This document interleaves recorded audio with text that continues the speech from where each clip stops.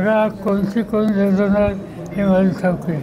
त्याच्यासाठी सगळ्या पक्षांचे लोक एकत्र बसतात. आज जी दिल्लीमध्ये मिटिंग झाली खडगेंच्या अध्यक्षतेखाली, त्या मिटिंगमध्ये जवळपास इंडियाचे सगळे महत्त्वाचे लोक हजर होते.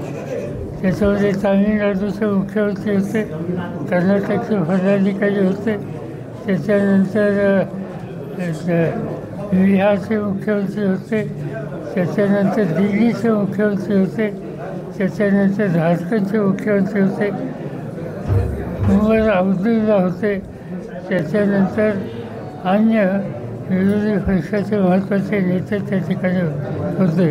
राहुल गांधी होते, सोनियाजीसुद्धा होते. आणि या सगळ्यांच्या समोर एक चर्चा झाली की निवडणुकीला आपण एका विचारांना सामोरं जावं, लवकरात लवकर जागांच्या वाटपाबद्दलचा निर्णय घ्यावा. जिथं डिस्प्यूट असेल तो डिस्प्यूट एक दोन लोकांनी बसून त्याचा मार्ग काढावा. त्यानंतर आता हे जे संघटन उभं केलं त्याचं नेतृत्व, त्याचं अध्यक्षपद खडगेंनी घ्यावं अशा प्रकारची सूचना ही काही सहकार्यांनी केली आणि त्याला बाय सगळ्यांची संमती होती.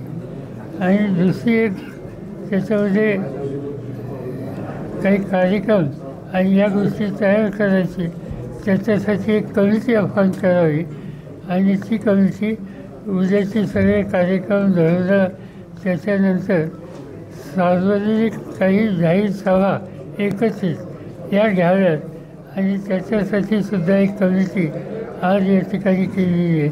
मी संपूर्ण मिटिंगला हजर राहू शकलो नाही तर इथं कार्यक्रम होता, पण मी हजर असेपर्यंत ज्या गोष्टी घडल्या त्या एवढ्या आहेत.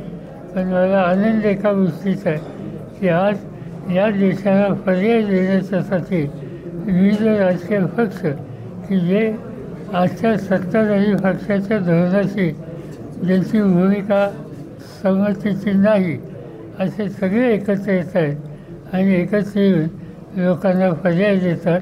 ही जवळची बाजू आहे. काही नाराजी नाही. त्याच्यात संयोजकाची जबाबदारी नितीश कुमारनी घ्यावी असं सगळ्यांनी सुचवलं. पण साधारणतः त्यांचं मत असं पाहिलं की जे प्रमुख होते त्यांनी त्यांची लहानशी टीम करावी, संयोजकाची काही गरज नाही. विजय वडेट्टीवारांनी म्हटलं की भंडारा गोंदियाची जागेबाबत मला माहीत नाही.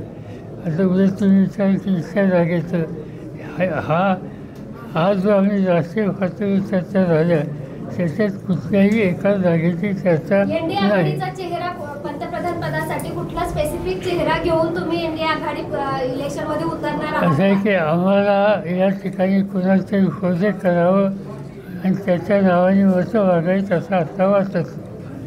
आम्हाला ही खात्री आहे की उद्याच्या निवडणुका झाल्याच्या नंतर बहुमत मिळाल्यावर आम्ही निश्चितपणानं देशाला पर्याय देऊ शकतो. आता तुम्हाला 1977चं उदाहरण सांगतो. 1977 साली लोकांनी निवडणुका लढवल्या. निवडणूक झाल्यावर जनता पक्षाची निवड झाली आणि त्याच्यानंतर मोरारजी देसाईंची निवड झाली. निवडणुकीला जाताना मोरारजी भाईंना प्रोजेक्ट केले नव्हतं. त्यावेळेला आणीबाणी आणि त्या संदर्भात ज्या लोकांच्या भावना होत्या त्या लक्षात घेऊन मतं मागितली होती आणि त्यामुळे कुणाला तरी प्रोजेक्ट करावं, चेहरा द्यावा याची काही आवश्यकता नाही.